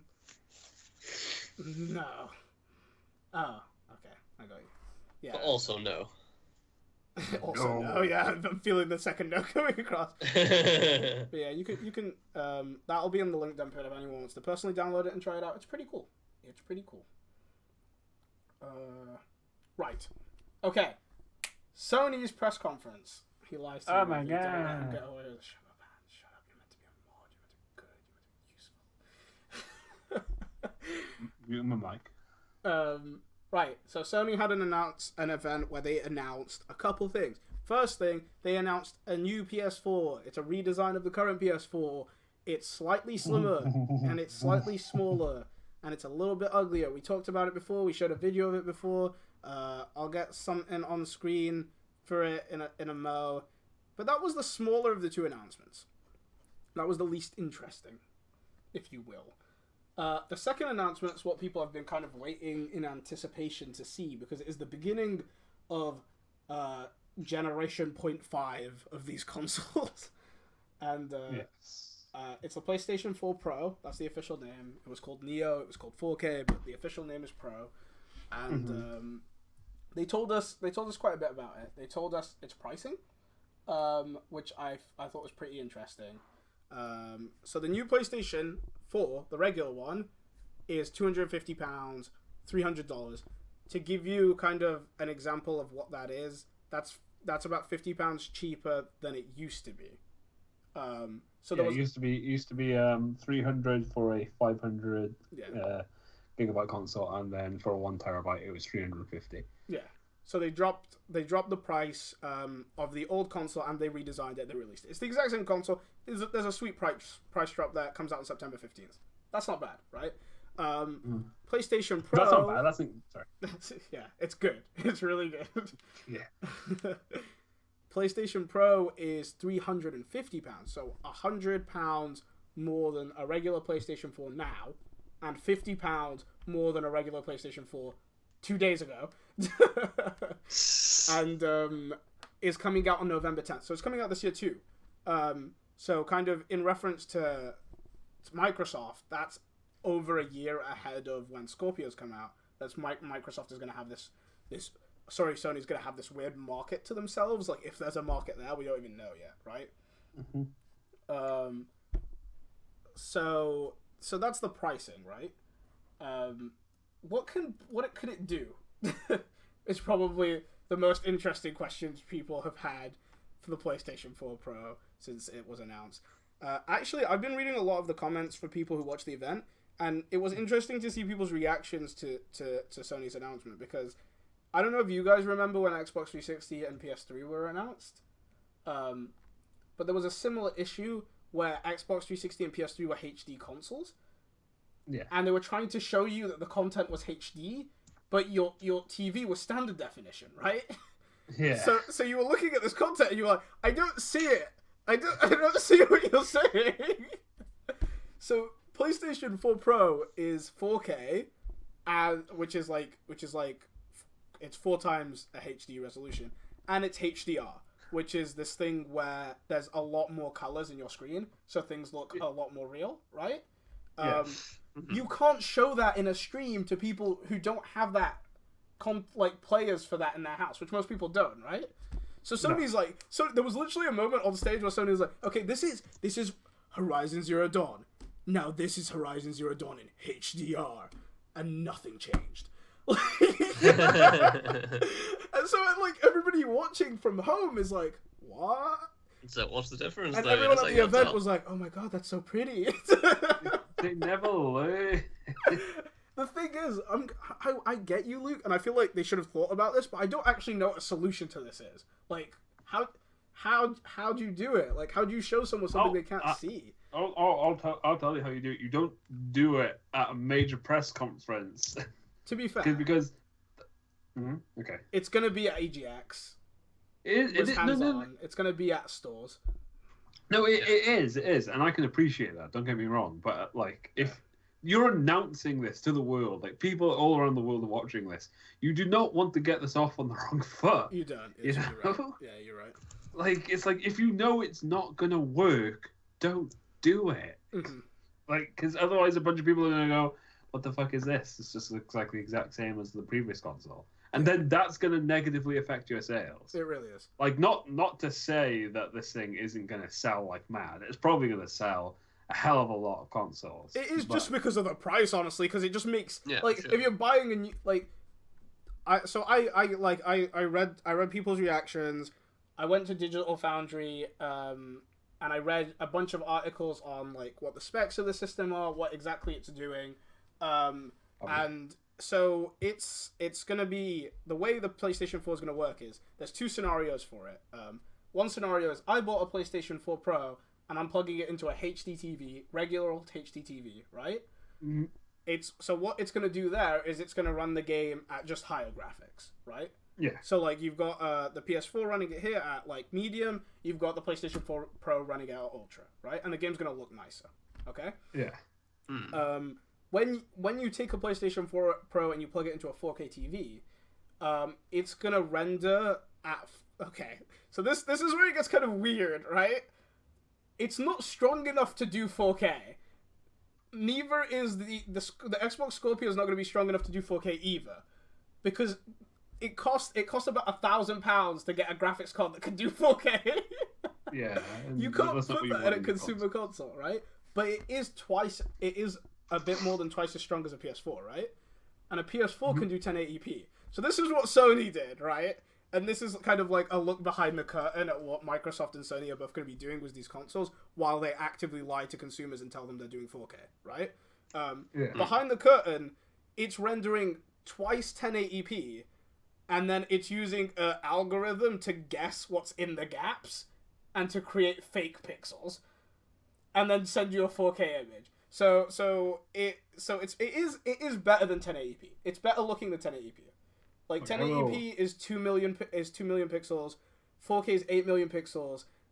PlayStation 4 renders at 4 million pixels, so halfway between the two, and then sends 8 million pixels. It's kind of it is really technical. It is really technical. These new consoles are really hard to explain. If you want to 100% understand them, Like, if you sat a guy down at like a pub, they would be like, so this is next gen, right? And they'd be like, no, it's not next gen.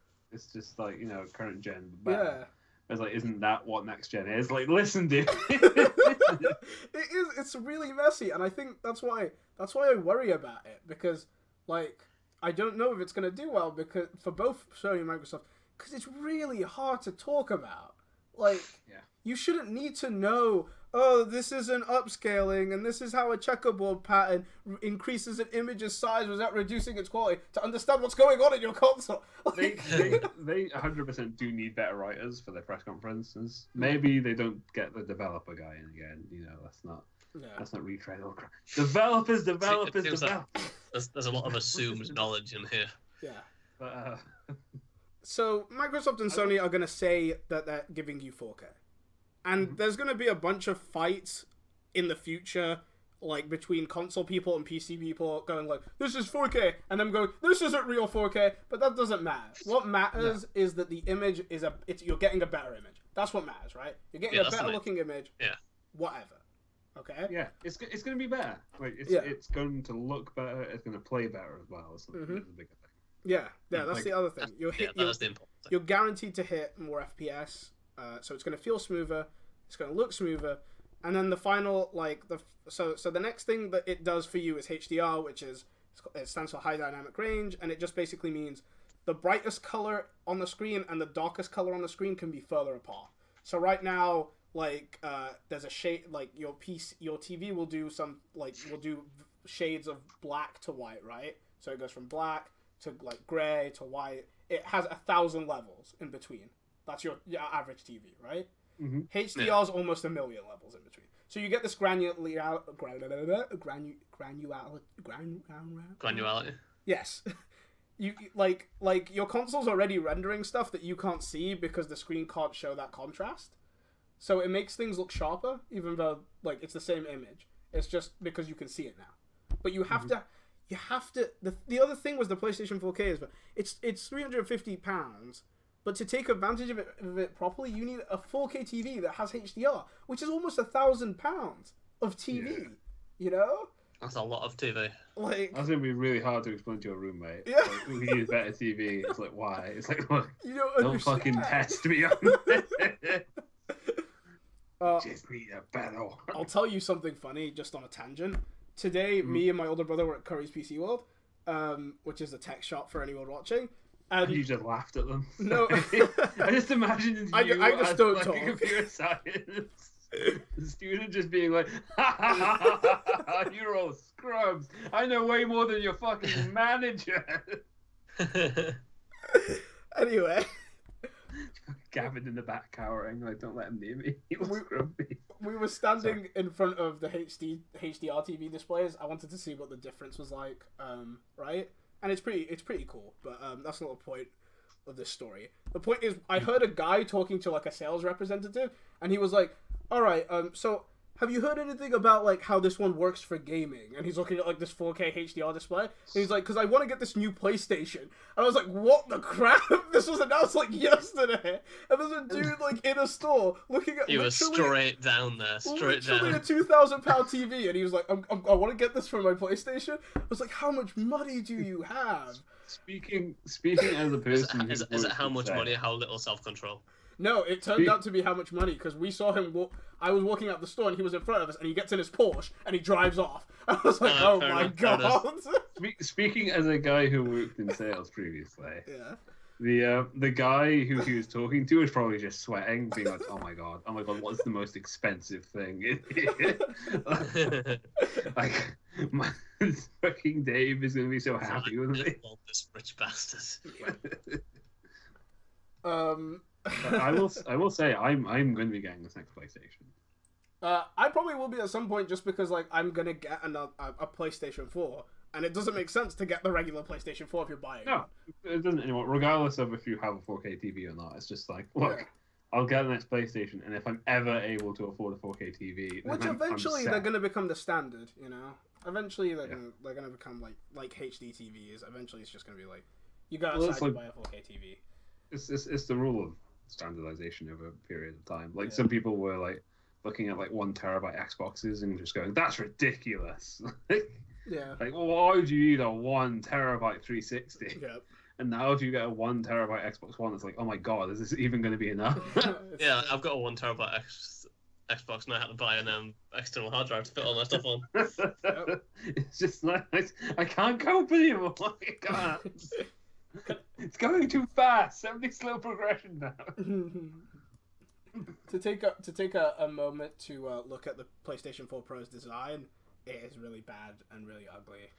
It does look hideous. It's just ridiculous. The PlayStation 4 looks so good, and then they were like, so "What do we just do? like, Just to put show another people- one on top and sell it." Yeah, we need to show people they're getting more for their money. So let's just put like cut a PS4 in half and put that other bit on the bottom. Josh sent me them.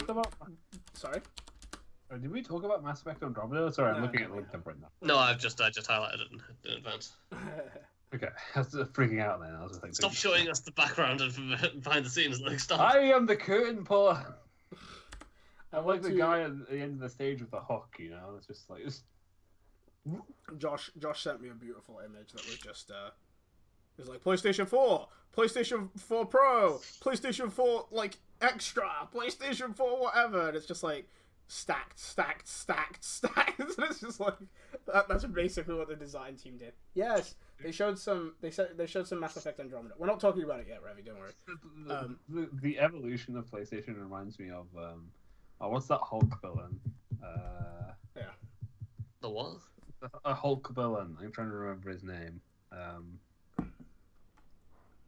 Okay, alright, give me a second. I'm gonna Google it. We haven't started yet. I'll tell you when we start.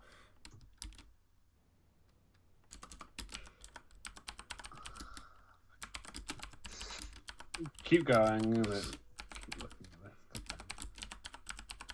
It's the last thing, man. It's the last thing we're going to talk about. Anyway, right. So, just like, as like, I kind of wanted to develop like an overarching opinion on how I felt about the PS4. So, like, I was really, like I said earlier, I was kind of disappointed with how Sony marketed it. Because I feel like not a lot of people understand or feel like it's even offering anything new. And I'm not saying, oh, the PlayStation 4 Pro offers so much new stuff, you have to go buy it. I'm just saying, people don't even understand what it's offering. Like, and if you were a company, you want to do better. I don't care that Sony's shooting themselves in the foot, but like, if you were looking at it from an internal standpoint, that's kind of a failure. From an external point of view, I decided to go and build a PC that would be as strong as a PlayStation 4 Pro, right? And I decided to see how much that would cost. This is actually I made a newer build where I cut £30 off. So I got this thing down to 500 quid for a PC that was relatively close performance wise. Technically a tiny bit more powerful, but then when you take into account console optimization, they're about equal to the PlayStation 4 Pro, right? £500 versus £350. So you got that. It's situational. Like if you don't have a PC, obviously £150 to also have a good PC is probably worth it. Mm-hmm. But generally, I feel like this kind of brought these two halfway point consoles feel like what the Xbox One, and the PlayStation 4 should have been. Like, yeah. Because they feel like the full leap. Like we went from standard to HD, and then the PlayStation 4 and the Xbox One were kind of like, I guess this is nice. But these feel like a leap again, and they also feel like a situation where you're getting something that you can't get in a PC. There was this long period of time where it's like, oh, I can build a PC for a bit more than an Xbox One. That's 1,000,000 times better than it, right? But that's not the case anymore, and that was always the thing with consoles, was you could never match them, like if you were building it yourself in a PC. And with the PlayStation 4 Pro, that's true again. So that's kind of nice. That console people are like, for this amount of money, this was the smartest decision I could make, and it's 100% true, you know? Yeah, the Euro. Look, Europe gets screwed. Europe gets like royal, like just like that poop pushed in. You think that's bad? The 350 pound one might look less, but when you convert that to euros, you're paying even more. Like, so England always pays the most. England always pays the most. We always get like screwed in the butt the hardest, and you know you can blame our government. I blame the government for a lot of things. And then America gets the sweet ass deals. Okay, so that's kind of the rundown on the PlayStation 4 Pro. It's a pretty good console. It's for three types of people: people who don't have a PlayStation and want to get a PlayStation, buy a PlayStation 4 Pro. People who have a 4K screen and want to use that 4K screen, buy a PlayStation 4 Pro. People who really are hyped for VR because the PlayStation 4 Pro is going to do VR better, buy a PlayStation 4 Pro. If you don't fall into one of those three categories, PlayStation's good for you. It's good enough. You're going to play the same games. You're not going to utilize the extra power anyway. You save some money. There you go. I wanted to try and explain it better than Sony. I hope I have somehow achieved that. Because goddamn it, it's hard, man. Right. So the final thing on the link dump before we go out is Mass Effect Andromeda. Revy.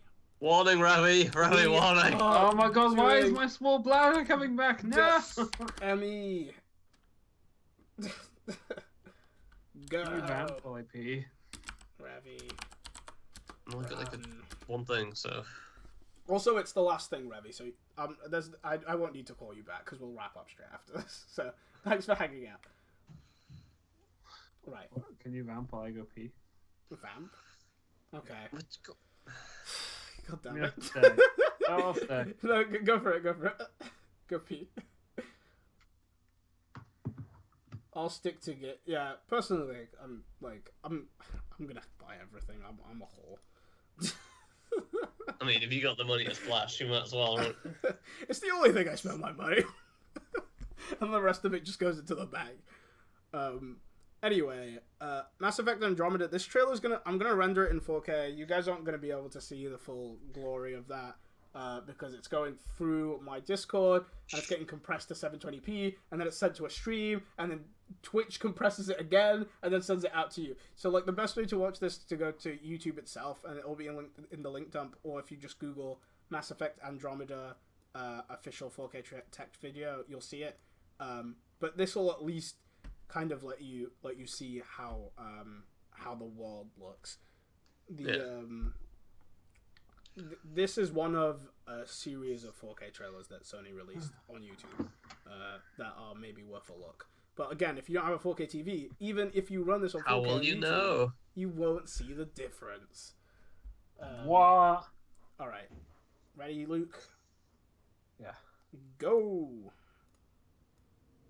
Hi everyone, I'm Aaron Flynn, General Manager here at BioWare. Let's let him talk for us. I'm excited to show you a glimpse of how Mass Effect Andromeda is taking the power of Frostbite to new heights on the Sony PlayStation Neo platform. Please do, Aaron. Before we get started, if you're not watching this in a 4K screen, find one and come back. Where am I going to find a 4K screen? Fantastic on whatever platform you choose to play Just on. like never watch this video is meant to be experienced in 4K. 4K allows the game to take on new levels of depth, making Mass Effect more immersive than ever. No sunlight, no water. They should all be dead. What you're seeing here is a very small slice of the game in development. Everything here is in-game, captured directly from a PlayStation Neo during pre-alpha. We selected this segment specifically to showcase some of the ways that Neo will bring our environments and characters to life like never before. More remnant. Remember, they don't turn nasty unless you get too close. Beyond higher resolutions, we will offer high dynamic range lighting on supported platforms. That means every detail will come to life with a sense of depth, richness, and realism that simply hasn't been possible in the past. Will you look at that? Honestly, but for a game like Mass Effect, that's kind of the type of game. Wow. I really was just scratching the surface. Like, it's such a beautiful world.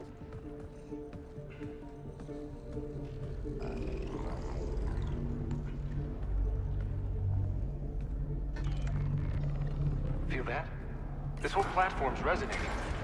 Something. Must be close.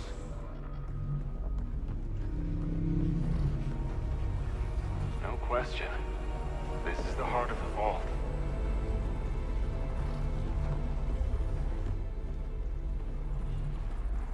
We leave you now with a cutscene where you can really see our characters up close. Be sure to tune in on November 7th, when we'll premiere our brand new trailer and officially open the doors to the next chapter of the Mass Effect universe. November 7th. Hi.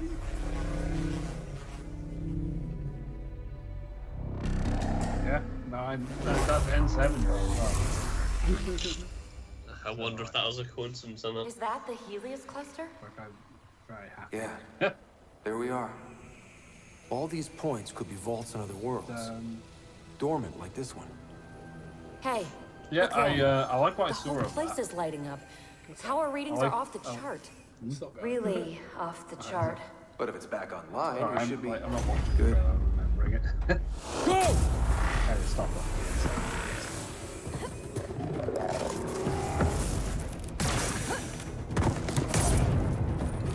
It's right on our heels! The cluster. The cluster. Yeah, it's done now. There you go. Steven, you have to stop the cluster from emerging. Alrighty, Luke. You can. Okay, well, one of the first things I'm going to note is that the exploration mechanic is still in these games, which I like. The fact that you can like scan fauna, and like it does. I imagine the main goal of the end of this game is to find a new Earth for humans. But I then think, you find the cluster. yeah, like there's obviously going to be some big thing going on. I don't want it to be Reapers. Yeah, no. Again, I really don't. I don't I feel think like it will be either. I feel like Reapers were Done. yeah, like what? Done. Like you feel done with finished. Just finished. Yeah, like they were part of the other universe, you know. Yeah. The universe, sorry, galaxy. Like they were a huge part of that, and I feel like it would be stupid for them to be included into other things. Mm-hmm. I like the idea of this galaxy having some kind of ancient history that you're slowly unlocking throughout the course of it. Right. Maybe something like the Reapers. You know, they're trying to say that this happens in every galaxy because it is a cycle. Mm. That'd be kind of cool. This is the cycle But of life. yeah, so like the fact that you're scanning things like fauna. You're probably looking for a new Earth. I like that the Asari are there. I don't want the old races to disappear because some of those races were, you know, pretty interesting. I like the idea that they may too be looking for a new homeworld. Yeah. Sorry, just want to The bang. sorry, Sorry, just want to bang. it's It's an important part of life. I like slap you, come on. humans are good. Let's go as them to bang. Yeah. My all knowledge- about, all about that banging. My knowledge of Mass Effect lore is solid. There's more to the Asari than just straight banging. Don't get me wrong. Yeah, they also bang people, then murder them. They wait, what? They bang people, then murder them, like what that one does in Mass Effect 2. Yeah, but like she was some weird like genetic You mutation. can't just dismiss her from the Saturday law because she's weird. I- It's 2016, I'm not. God. I'm saying she is not a staple of the Asari.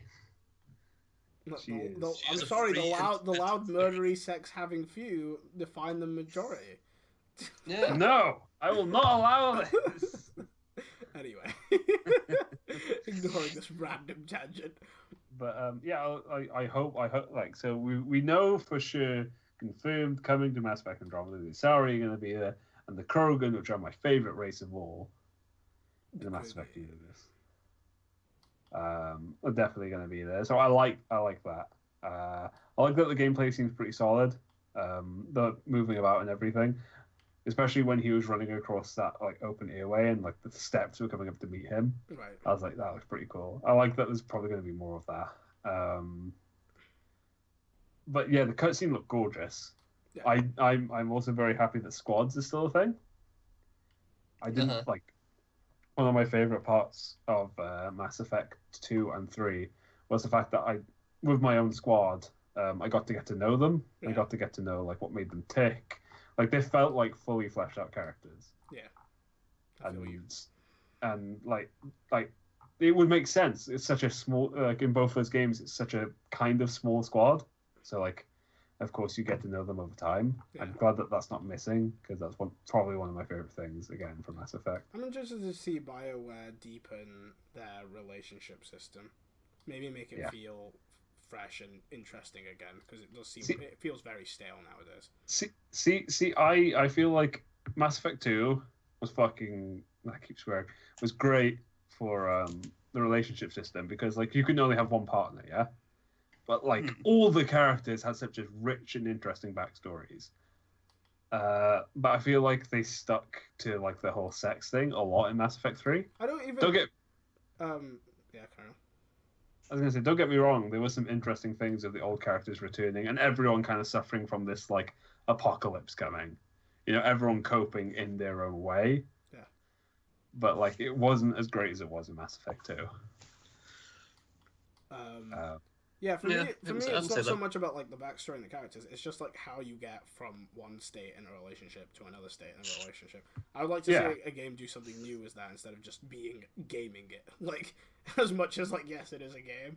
Like instead of just being like, okay, how do I fulfill checkbox A, B, C to get relationship status to level 2? I mean, that's not how it works in real life. And I think BioWare's gonna be like I maybe I'm hyping them too much, but I think if anyone's gonna like look into trying to make that better, it'd be a company that is so well known for its relationship systems, like and its narrative. Like the games, I can't speak for the Dragon Age series because Dragon Age series is about that boinking.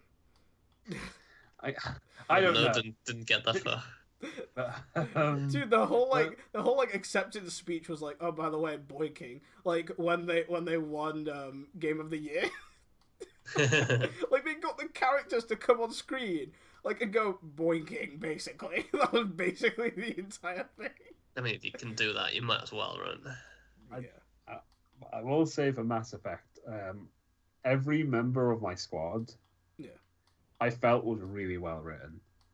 Like I'm not taking into account the universe right now. I'm just talking about like the people who I'd go to and talk to, and like if they can do that, but also kind of have a relationship system, like not where it's about like making this person become my partner, just more about making these people closer to me. Yeah. If they can do that successfully well, then I will be like, yep, this is a step up for a Mass Effect game. Yeah. This is the next level. Yeah. But whether they can is a different story. Yeah, it's a tough ask. Like I don't even like thinking about it. I don't even know how I'd go about a system that would make me feel satisfied. But because like currently Mass Effect games, it's just like you talk to person, you tell your opinions on what they think, and then they ask you to do a mission with them, and then that's how you become best mates. Yeah, which is it's just very similar to Dragon Age. Yeah, because BioWare. Yeah, they've definitely figured out a formula that like it's satisfying still. I'm not gonna lie. See, that's like, the thing for me. Like, is it was, but it's not anymore.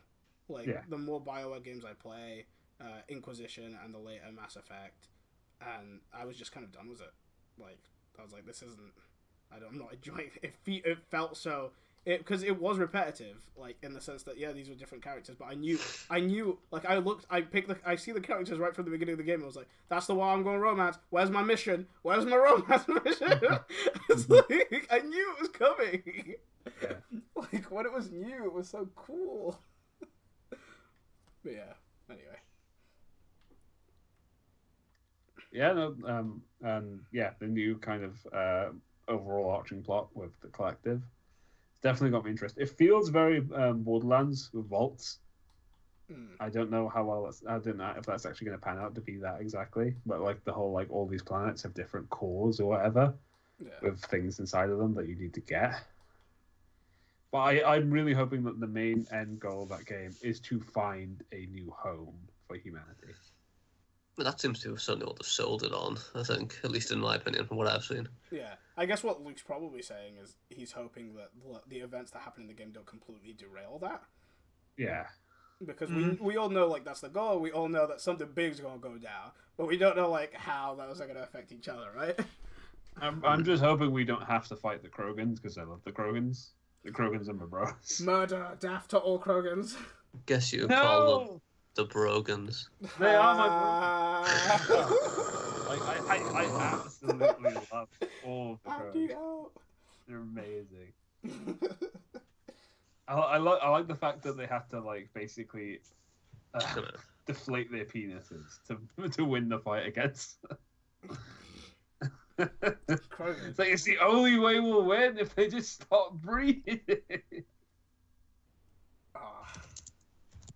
God damn. Alrighty. Yep. Is that Mass Effect done? That's Mass Effect done. That's probably the stream done too. That's podcast done. That's everything done. And yeah. More like Brogans, am I right? That's a second quote. There you go. No, I just need to put another quote in there. It's nice. I like it. Okay, so. Do you want me to talk us out now? Yeah, do it. Okay, so thanks for sticking with us and watching, guys. Again, if you want to see us again or catch up on whatever we've been doing in the last few podcasts, you can check us out on YouTube, where we keep an archive of all of our other stuff there. Mm-hmm. If you enjoyed and you want to contribute next time, you can follow us on Twitter. If you tweet us any kind of news or anything you want us to talk about, we'll be, as in that's the link dump, we'll mention that you sent us it, and we'll name you in the link dump as a contributor. Again, if you follow us on Twitter or join our Discord, we'll always be tweeting or messaging on there about what's going to be going on throughout the weeks, what we're going to be streaming. Kamal will be doing extra streams every now and then about other stuff. We might do other stuff. Luke wants us to play Andromeda Simulator. We might do that. Mm-hmm. So if you follow us and join the Discord, you'll find out when that is. For sure. And that's pretty much it, right? Also... wait, I got Wednesday. In about 2 weeks' time, we'll be going to EGX. We'll be recording stuff there. Most probably all the news. I have microphones to look all professional. Yeah. If there's any chance anyone can get there, that would be amazing. And also look forward to some upcoming content coming from the convention center. Yeah, on the YouTubes. Also, considering taking the recorded podcast and streaming it out when we get back on a later date. Maybe. I don't know. We'll see. Yeah. All right. Bye-bye. We'll probably just... okay. Yeah. I was just going to say we'll probably say more stuff about the EGX next Saturday, right? Yes. Okay. You can leave. We can leave now. We're allowed to leave now.